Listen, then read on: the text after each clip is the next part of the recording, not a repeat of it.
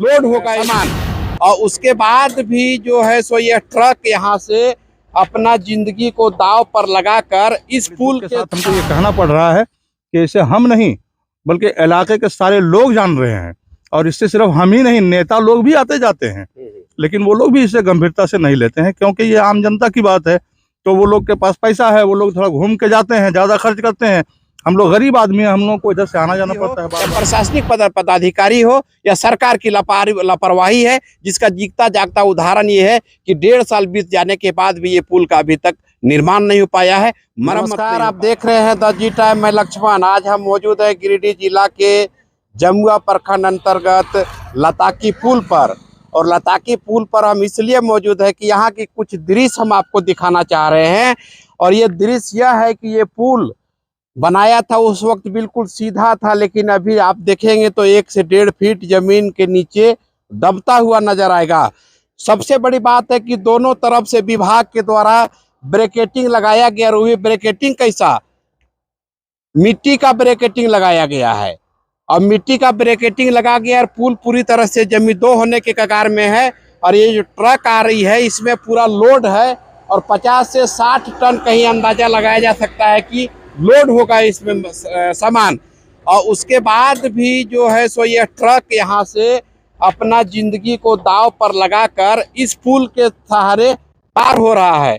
और ये ट्रक वाले चाहे या फिर विभाग ये इंतजार कर रहे हैं कि ये पुल में कब किसी की जान चली जाए।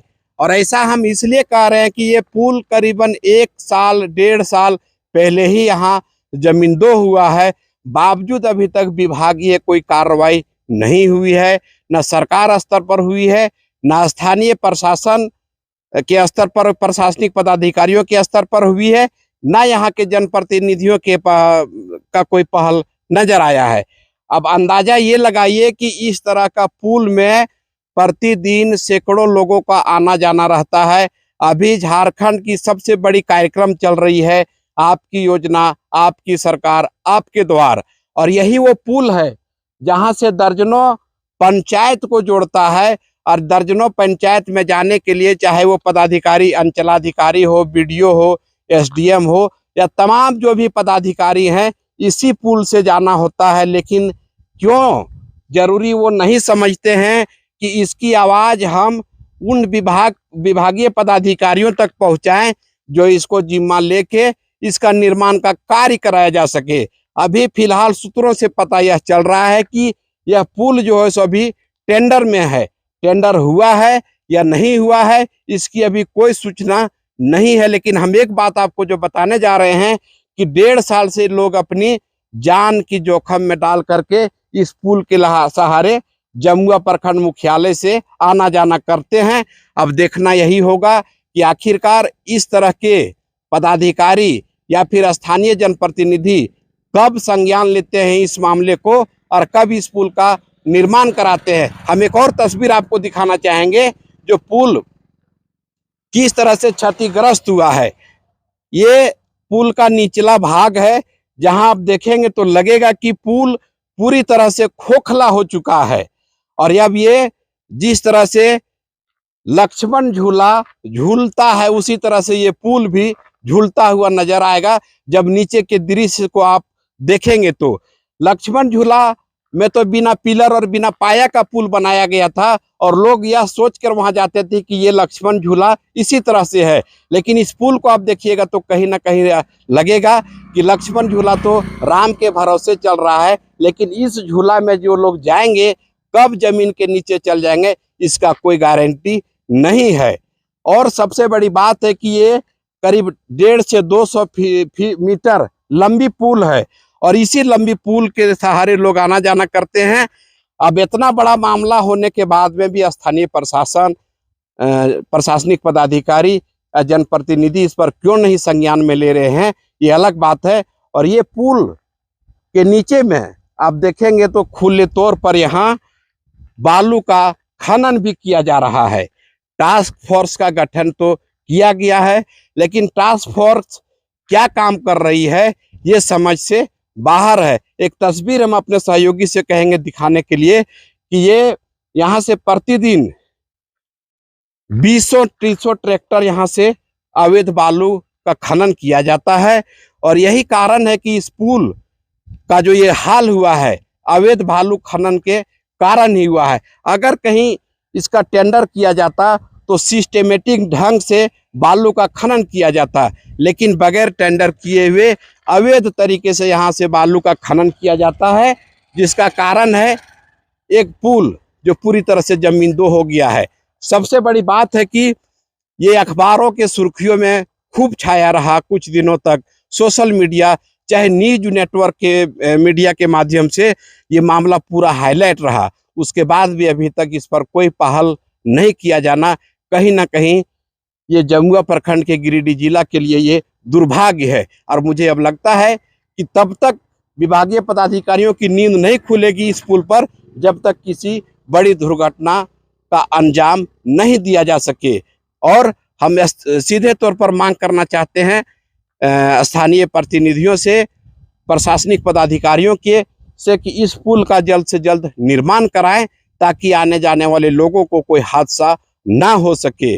और सबसे बड़ी बात यह भी है कि खुले तौर पर जो यहाँ बालू का अवैध खनन किया जा रहा है उस पर भी रोक लगाया जाए। ऐसे जगहों पर जहाँ से पुल का निकासी होता है, पुल का निर्माण किया गया है। ये पुल करीब 100 से 150 फीट नीचे गहराई में है और इतनी बड़ी गहराई के बीच से बालू को निकाल लेना कहीं ना कहीं ये जान जोखिम में डाल करके यहाँ के स्थानीय लोग यहाँ से बालू को निकालते हैं। आप देखिए उस तस्वीर को कि ब्रैकेटिंग किस तरह से लगाया गया है और यही वो ब्रैकेटिंग है जिसको तड़प करके या ब्रैकेटिंग के साइड से यहाँ सभी वाहन को निकल के अपने काम के लिए इधर से उधर जाते हैं।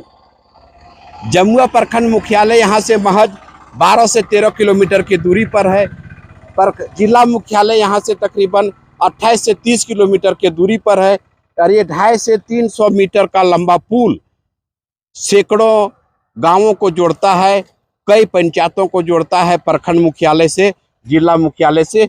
बावजूद यहाँ के स्थानीय प्रशासन, जनप्रतिनिधि मौन बरते हुए हैं। तो आप अपनी कमेंट बॉक्स में अपनी राय जरूर दें कि इस पुल को बनना चाहिए या फिर इस पुल को इंतजार करना चाहिए कोई बड़ा हादसा होने का। हम एक राहगीर मिल गए हैं, उनसे बात करते हैं और वही पुल पर खड़े हैं जहां ये पुल पूरी तरह से धंस चुका है। ये कितना बार आना जाना करते हैं आप इधर? सर हम कम से कम हफ्ता में 1 से 2 बार आना जाना करते हैं इधर से। अच्छा, ये डर नहीं लगता इस तरह का पुल डर तो लगता है, लेकिन अभी इधर से कहीं से घूम के हम जाते हैं तो 10 किलोमीटर ज्यादा पड़ता है। इसलिए हमको आसानी के लिए जाना पड़ता है और बड़ी गाड़ियों को इस पर बैन है। बड़ी गाड़ियां नहीं आ सकती है, जा सकती हैं, लेकिन कुछ गाड़ियां हैं जो जबरदस्ती मतलब टाइम से बेटाइम वो आ जाती हैं। तो ऐसे में डर तो है। तो हम सरकार से यही कहेंगे कि वो जितना जल्द हो सके इस पर जरा गंभीरता से लें और आवाम के बारे में भी कुछ सोचें। नहीं, ये पिछले करीबन ये 1.5 साल हो गया है और 1.5 साल से ना यहाँ के स्थानीय जनप्रतिनिधि ना फिर प्रशासनिक पदाधिकारियों ने संज्ञान लिया है। इस पर क्या कहेंगे कि कहीं ना कहीं प्रतिनिधियों की, स्थानीय प्रतिनिधियों की, जिसको हम लोग वोट दे के जिताते हैं और ये सोच के जिताते हैं कि कहीं ना कहीं हमारा वो व्यवस्था देंगे, जी सहायता करेंगे, लेकिन ये दुर्भाग्य है कि हम लोग ऐसे व्यक्ति को चुनकर सामने ले आते हैं कि वो हमारी वक्त पे मदद नहीं कर पाते हैं। और बड़ी दुख के साथ हमको ये कहना पड़ रहा है कि इसे हम नहीं बल्कि इलाके के सारे लोग जान रहे हैं। और इससे सिर्फ हम ही नहीं, नेता लोग भी आते जाते हैं, लेकिन वो लोग भी इसे गंभीरता से नहीं लेते हैं क्योंकि ये आम जनता की बात है। तो वो लोग के पास पैसा है, वो लोग थोड़ा घूम के जाते हैं, ज़्यादा खर्च करते हैं।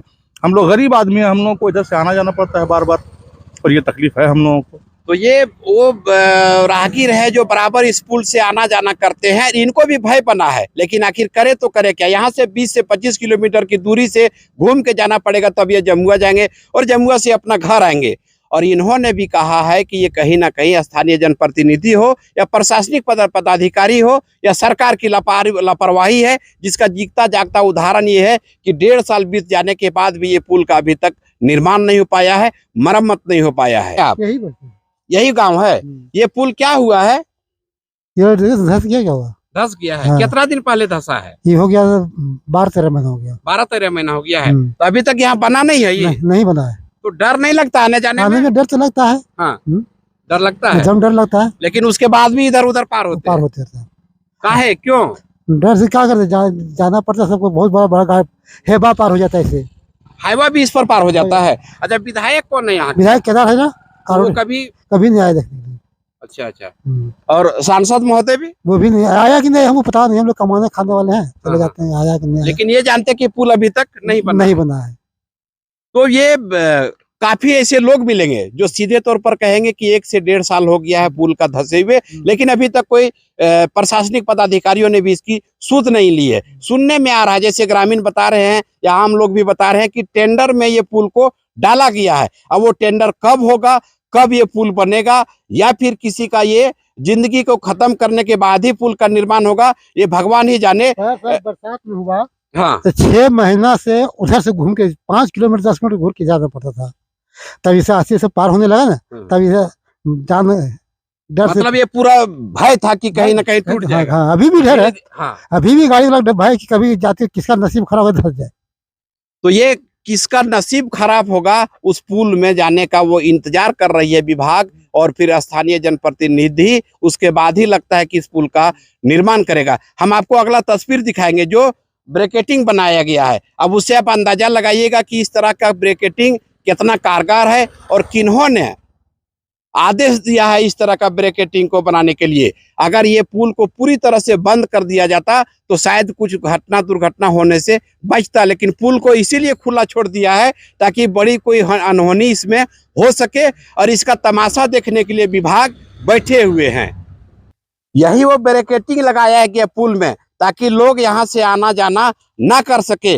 अब आप अंदाजा लगाइए कि ये किस तरह का ब्रैकेटिंग है और इससे कितने लोगों की जान माल की रक्षा हो सकता है। अभी एक तस्वीर हम आपको दिखाए थे, जो 12 चक्का का ट्रक जो पूरा लोड गाड़ी था वह भी इसी पुल से पार हो गया है, और अभी वो जान चुके हैं कि शायद यह पुल बनने वाला नहीं है, लिहाजा हम लोगों को जान में जोखिम में डालकर ही जाना पड़ेगा। अगर इस पुल से हम लोग नहीं जाते हैं तो कहीं ना कहीं 30 से 40 किलोमीटर का दूरी तय करके हम लोग को अपने स्थान पर पहुंचना पड़ेगा, चाहे वो जमुआ प्रखंड मुख्यालय हो या फिर जिला मुख्यालय हो या फिर बेंगाबाद प्रखंड हो।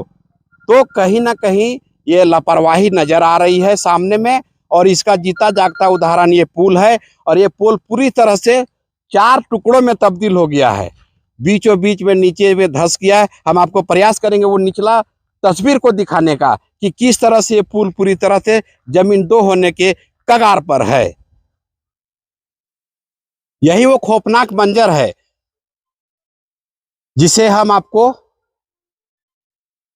दिखाना चाह रहे हैं।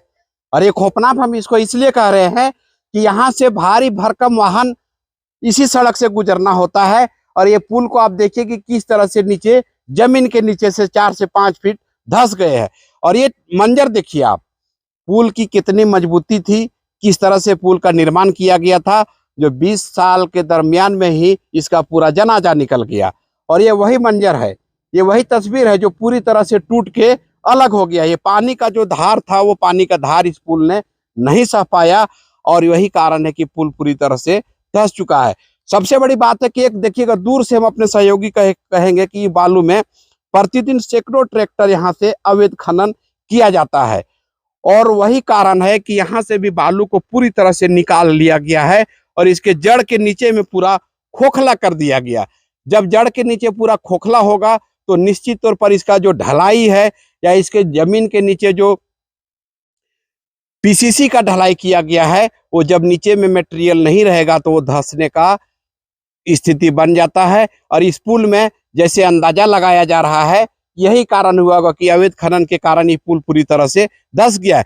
लेकिन सबसे बड़ा बात यह है कि 1.5 साल बीतने चला है और 1.5 साल के बाद भी अभी तक कोई आवश्यक पहल नहीं होना, यह दुर्भाग्य की बात है। और ये तस्वीर को आप देखेंगे तो कहीं ना कहीं उस पुल से जब इधर गुजरेंगे तो आपके रोंगटे एक बार जरूर खड़ा हो जाएगा कि हम सही सलामत इस पुल के पार हो पाएंगे या फिर पुल के नीचे जाके गिरेंगे।